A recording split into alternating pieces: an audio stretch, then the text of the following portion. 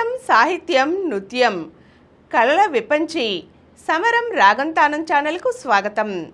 ఈరోజు మనం అరుపెరుగని అభ్యుదయ సాహిత్య ప్రయాణం అరసం సాగించిన ప్రయాణం గురించి తెలుసుకుందాం. అరసం అంటే అభ్యుదయ రచయితల సంఘం.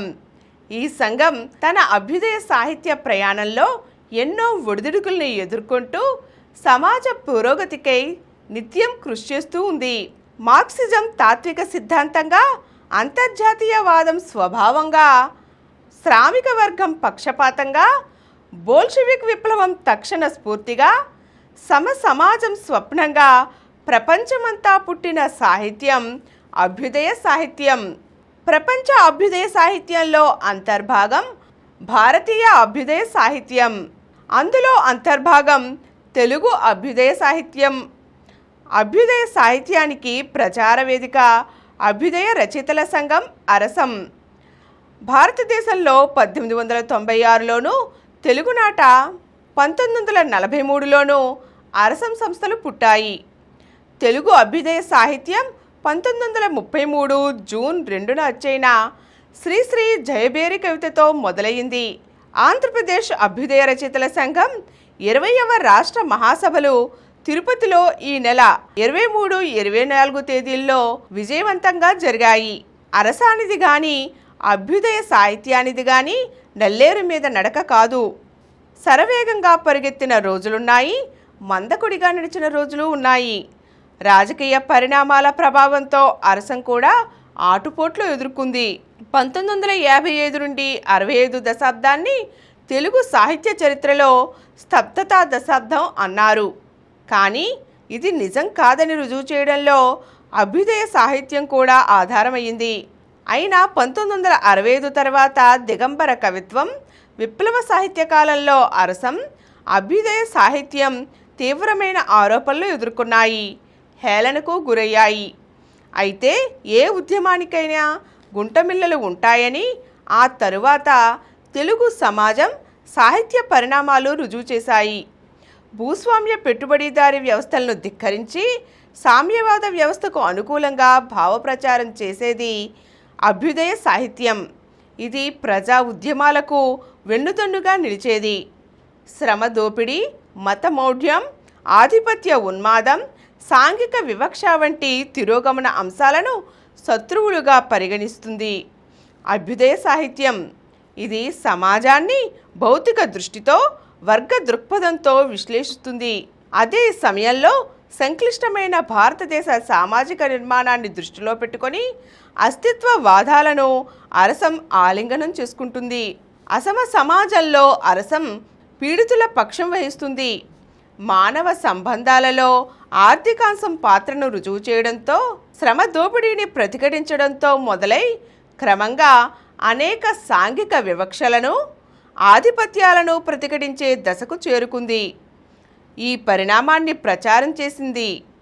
1969లో తెలంగాణ రాష్ట్ర ఉద్యమాన్ని సమర్థించని అరసం 1991 తరువాత తెలంగాణ రాష్ట్ర ఆఖరి ఉద్యమానికి సంపూర్ణ మద్దతు ఇవ్వడం ఒక పరిణామం. ప్రపంచీకరణ దుష్పరిణామాలను ఎండగట్టడంలో అరసం గాని, అభ్యుదయ సాహిత్యం గాని వెనుకబడలేదు.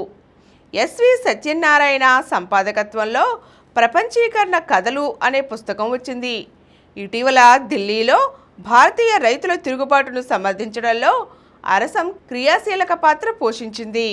కవి సమ్మేళనం నిర్వహించి హలంతో కలం కవిత్వ సంకలనాన్ని తెచ్చింది.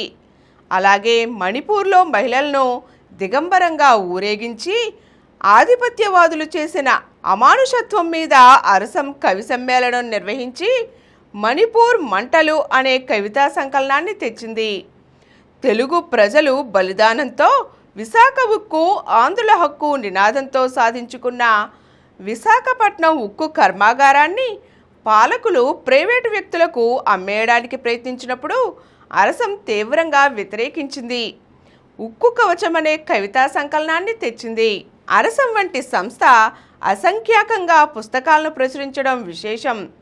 ఈ తరం కోసం కథ, ఈ తరం కోసం కవిత అనే పేర్లతో గురజాడ నుంచి అనేక మంది ప్రజా రచయితల కవితలను, కథలను దాదాపు 100 సంపుటాలు ప్రచురించింది.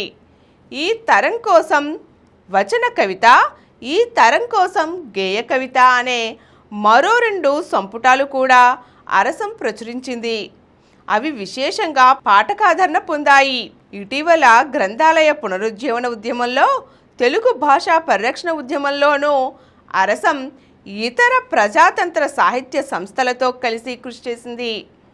ఇంకా ముందుకు పోతే తెలంగాణ రైతాంగ పోరాటంలోనూ, జమీందారీ వ్యతిరేక ఉద్యమంలోనూ అభ్యుదయ రచయితలు, శ్రామికులు, పీడితులు, రైతుల పక్షాన నిలిచారు. అభ్యుదయ రచయితలు అనగానే శ్రీశ్రీ, ఆరుద్ర, దాశరథి, సోమసుందర్, రెంటాల, సినారె, గంగినేని, కందుర్తి, నయాగర కవులు, సురవరం ప్రతాపరెడ్డి, విద్వాన్ విశ్వం, పివి కొడవగంటి కుటుంబరావు, మా గోఖలే, లక్ష్మీకాంతం, మోహన్, దాశరథి, రంగాచార్య శారద, గజ్జెల మల్లారెడ్డి, ఉప్పల లక్ష్మణరావు, సుంకర వాసిరెడ్డి, సివి కృష్ణారావు, కేతు విశ్వనాథరెడ్డి వంటి మహారచయితలు పాఠకుల ముందు నిలుస్తారు.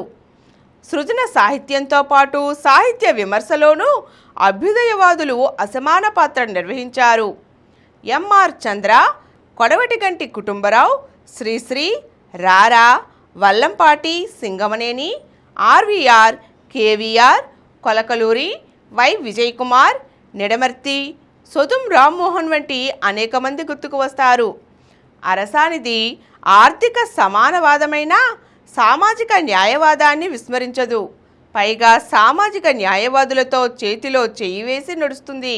అందుకే ఈ 20వ మహాసభలను పురోగామి చింతనాశీలుర ఐక్యతా దిశగా అనే ప్రధాన అంశాన్ని తీసుకుని నిర్వహిస్తున్నది అరసం. ఈరోజు మనం అలుపెరగని అభ్యుదయ సాహిత్య ప్రయాణంతో అరసం సాగిస్తున్న విప్లవ సాహిత్య ప్రస్థానం గురించి తెలుసుకున్నాం కదండి. మరో చక్కని అంశంతో మళ్ళీ కలుద్దాం.